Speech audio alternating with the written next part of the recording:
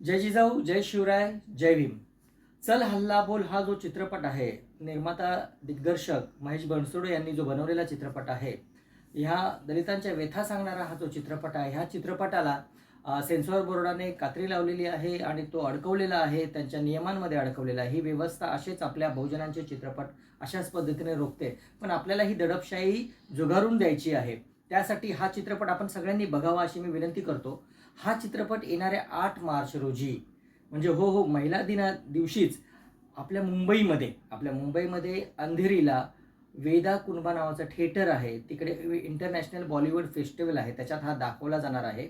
तो सकाळी 10 वाजता तिथे जाणार आहे.